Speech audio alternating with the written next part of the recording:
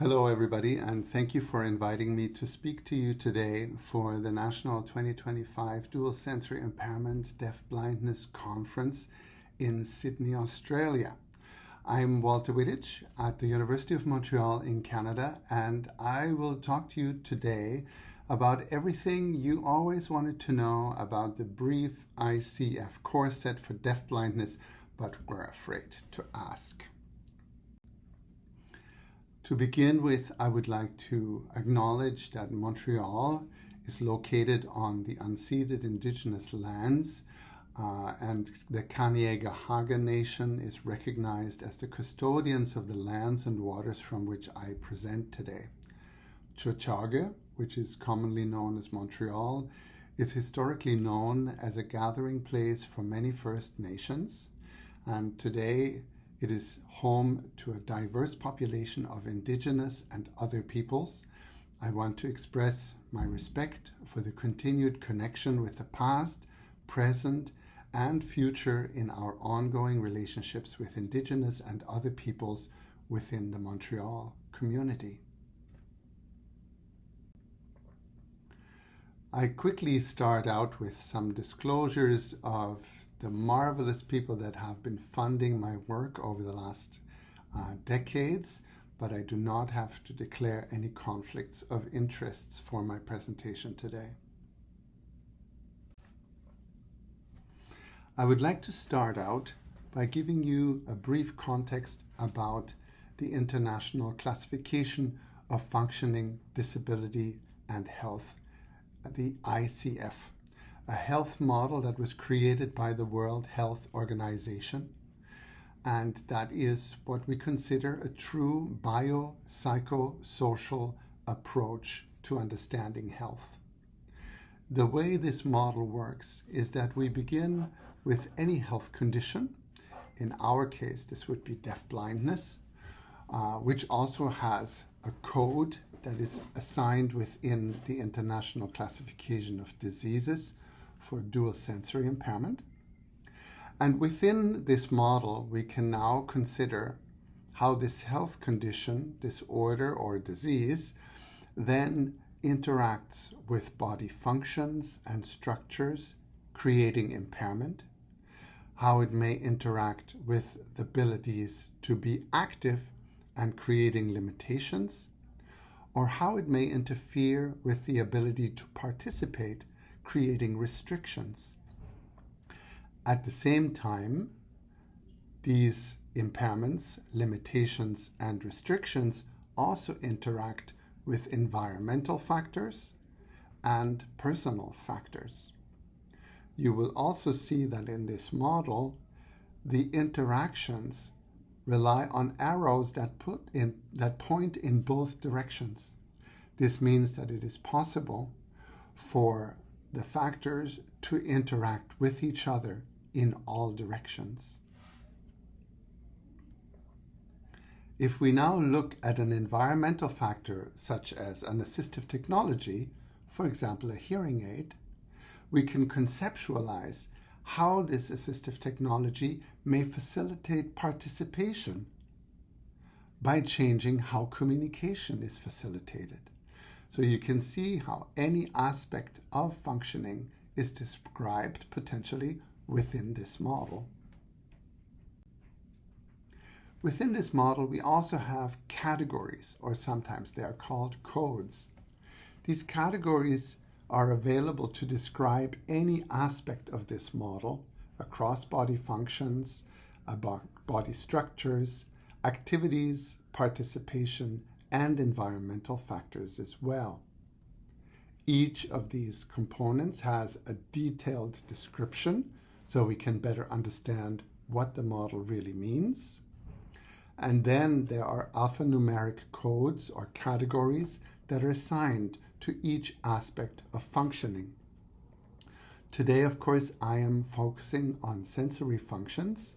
There are codes specifically that describe seeing and hearing functions, but we will go a little bit deeper into this as I go forward in my presentation.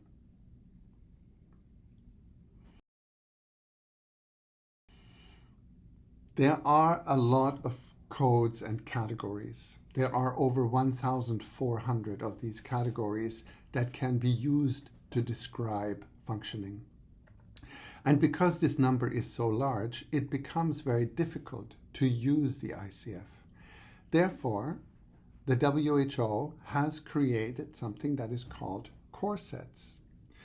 Core sets are a reduced number of categories that are specific to a disorder or a disease. This allows us to have a very clear and specific terminology that we can then all share when we speak about this specific health condition. The WHO has also created a very specific and regulated process of how a core set is developed. And that is the focus of what I will present next. The first step is a series of preparatory studies.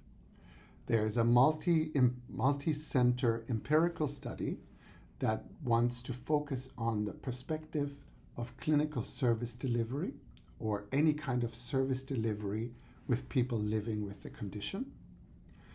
There is a systematic literature review that brings the perspective of researchers. There's a qualitative study where we interview individuals living with the condition that we are interested in. And there is an expert study where we conduct a survey with people that are professionals working in the expert field.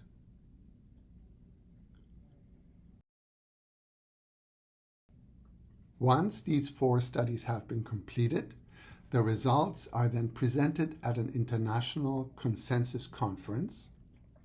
And based on this consensus, we focus on what are the functional priorities that everybody agrees upon in order to create such a core set. Something that is important to consider in this process is that the international consensus requires that there are individuals from all continents part of the process, and that representatives from each of these 4 preparatory phases are included across all continents to be part of this process.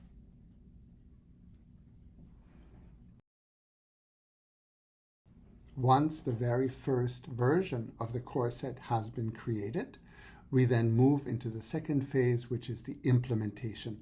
And I will give you a brief preview of this at the end of the presentation. The question that many ask is, why do we need such a classification system? Why would we use this terminology? The answer lies in a very interesting practical reality. There are many people that make decisions about healthcare, about funding administration, about decisions of priorities that don't necessarily have very specific training in the health condition over which they make decisions. Therefore, if we look at people that work in insurance companies or ministries for health, social services, or education, many times they lack the detailed knowledge about a disease or a condition to easily decide what functional priorities are to be considered and how funding should be distributed accordingly.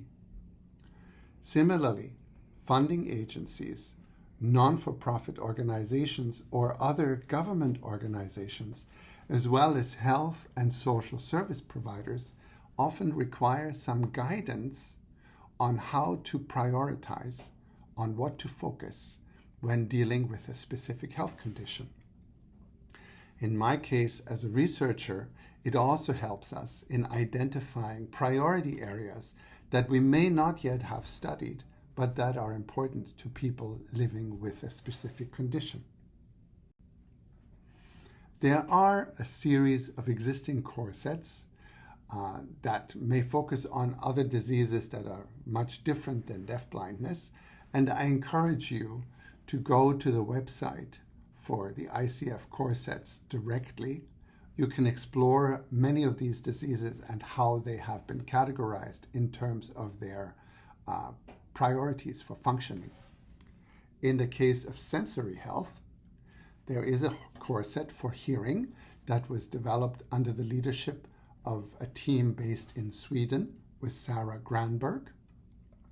There is a core set on vision impairment that is currently being finalized by a team based in the Netherlands under the leadership of Lorenzo Billiet and Ruth van Nispen.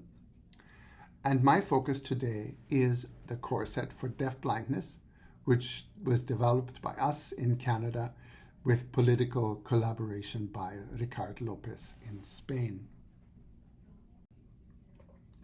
Our consensus team at the end of our process, I want to send out one big thank you to all of the people in this photograph that are indeed representing all our different stakeholder groups and also all continents that were involved in the creation of this core set.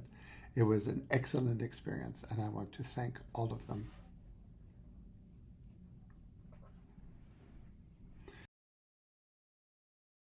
I also thought I want to take a quick moment to recognize how global the distribution and contribution to this work was. The World Health Organization is divided into different regions, each of which makes up a focus area of the WHO. And for this work, across all the different phases, I want to quickly mention the countries that are represented in this process in at least one of the 4 studies that we conducted. In the African region, this included the Democratic Republic of the Congo, Ethiopia, Kenya, Niger, Rwanda, Tanzania, Uganda, and Zambia.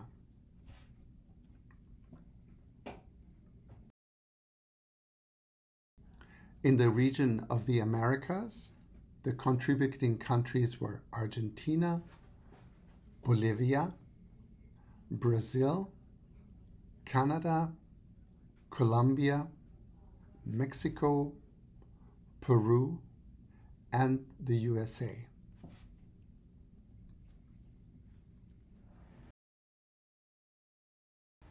In the Southeast Asian region, we had contributions from Bangladesh, India, Korea, and Nepal.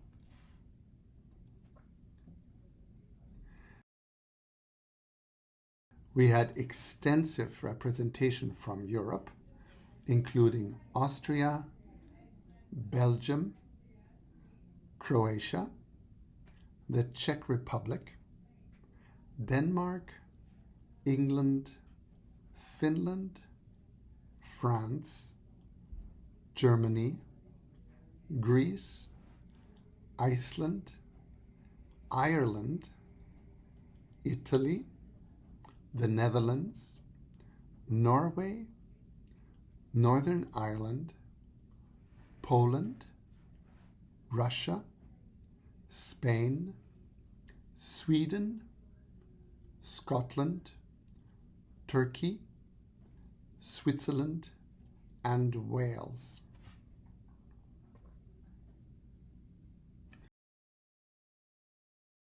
In the Eastern Mediterranean region, we were lucky to also access information from Egypt, Iran, and Israel.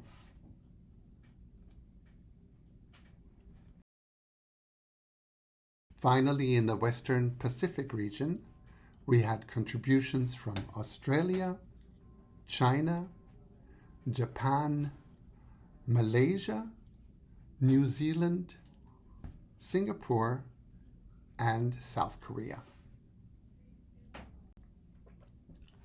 I will leave this slide up for a moment because it contains 3 QR codes that may be interesting and useful for the audience. These 3 links are direct access to the core sets that we developed around deafblindness. There are 3 levels of core sets that we were able to develop. The first one is the comprehensive core set, and it consists of 218 categories that were determined as priorities in deafblindness They are comprehensive by definition because they cover all aspects of care and functional priority, including policy planning. This comprehensive core set is mainly intended to be used by people that want to describe all aspects of functioning that are necessary to accommodate an individual living with deafblindness, and we hope that these will be considered specifically in the development of services and policies. The second, the intermediate core set, consists of 137 categories, and it summarizes functional priorities as they would be necessary to facilitate interprofessional communication. This core set is intended specifically for different experts to be able to exchange information in a cohesive, comprehensive way. The third core set, the Brief Core Set, only contains 33 categories. It is very concise, and it wants to highlight functional priorities that are important for an efficient communication in an individual clinical encounter. So this is the priority list for individuals that are assessing or communicating with a single individual about their personal needs. Many people have asked me what is in this Brief Core Set for deafblindness, and so I decided that this would be my focus for today. The Brief Core Set contains 33 ICF categories, and I want to simply highlight that in order to arrive at this list, we considered 147 research articles. We have input from 105 experts in the field, 72 individuals with lived experience, 29 clinical assessment dyads, and they all were combined and discussed in one consensus conference with 29 representatives. And all of these represent all 6 regions and all priority groups of the WHO. So let's take a closer look. In the body functions category, the first priority that we see is seeing functions, and this is intuitive, followed by hearing functions. Given that the core set is about deafblindness, of course, seeing and hearing would be at the very beginning. But it turns out that vestibular functions and balance, as well as the sense of touch, are also included here. For anybody who has worked with individuals with deafblindness, this is intuitive and it makes sense, and it is also a good way for us to confirm that our process worked properly. There are, however, other codes included here, specifically in activities and participation. The first priorities are about watching and listening. The second set looks at reading and writing, and it makes sense given that, of course, communication is a big component of the functional difficulties in deafblindness. So watching, listening, reading, and writing made it into the Brief Core Set as priorities as well. The next set of functional priorities in activities is daily life, stress, and several categories that relate to communication, including the use of sign language. These categories also are somewhat intuitive. I find it very interesting from a researcher perspective that stress made it into the Brief Core Set, because even though this is clinically obvious that the experience of living with deafblindness can be stressful, this factor emerged as enough of a priority among all our stakeholders to be in the top of the most important components to consider. I also want to take specific moment to recognize here that formal sign language and producing both as a receptive and an expressive version of communication is specifically highlighted in the core sets for deafblindness. Going further, we're looking at codes that relate to transportation and shopping. So it turns out that the core set also recognizes that there are aspects of daily functioning that go beyond the home that are definitely prioritized, not only by people living with the condition, but by all other stakeholders as well. Finally, we have the code for family relationships. And I am very happy that this is included here as well, because the consensus team in general recognized that support is not simply a professional component, but that the personal component of the support of the family plays an important key role. Finally, we look at codes that relate to education, work, and community, all functional priorities for life with deafblindness. It is clear that there are obvious barriers that need to be overcome, but I'm very happy to report that they made it into the Brief Core Set as top priorities as well. Finally, we get to the components of environmental factors. Here some interesting things happen. We have codes that relate specifically to assistive devices. The Brief Core Set recognizes the importance of technology. We also recognize environmental factors like light, sound, and vibration as important components for stimulation, specifically for the purpose of communication. The next set of codes has to do with people. Now, there are different types of people, of course, in the environment. We are returning to the idea of family here as well, but also friends, personal care providers, and personal assistants, as well as health professionals.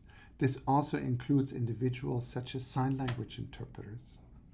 And so the importance of people around somebody with deafblindness is incredibly important.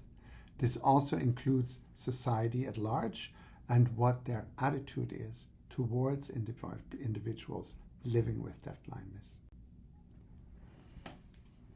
I'm going to take a quick detour because many times people will ask me how we can use the core sets. And there are different answers to this question. Of course, if you are somebody who is working within policy or procedure development, the core sets will give you an opportunity to focus in which direction priorities may point. But it also turns out that the core sets can be used as an assessment tool. There is something called the ICF checklist, which uses a set of qualifiers to assess how each of these categories could be viewed and evaluated. These qualifiers have commonly agreed upon definitions. So for example, if I give something a qualifier of 2, which would indicate a moderate impairment, we have a very clear definition of what such an impairment at level 2 actually means. There are also secondary qualifiers for the nature of change if you are reassessing the same category on multiple occasions. And you can indicate numerically whether there is no change, whether there is an absence, or whether there is a deviation. And all of these can be used in a standardized way. The qualifiers look slightly different for the different sections of the ICF. For body structure, for example, you have the first and second level of qualifiers I just mentioned. For body functions, these are simplified. For activity and participation, you will be able to look at the capacity of an individual as well as their performance, and whether performance can be improved through things like, for example, rehabilitation. And then there are different qualifiers designed for the context of environmental factors, where we can now evaluate whether a factor is a barrier or a facilitator towards functioning.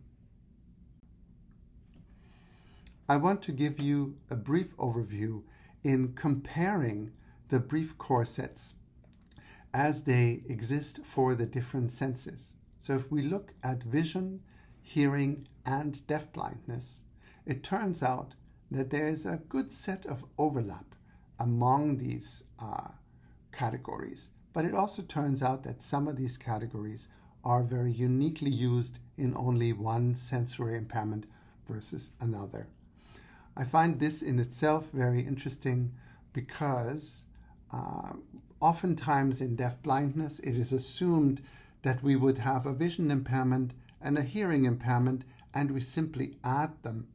But it turns out that deafblindness is indeed a unique impairment, and you can see in this representation that there is a very substantial number of categories that are uniquely used in the definition of functional priorities in deafblindness. In case you want to go deeper into this comparison yourself, the codes that are the QR codes that are available on this slide will give you direct access to the free websites where you can access the core sets for deafblindness, for hearing loss, and for vision loss as well.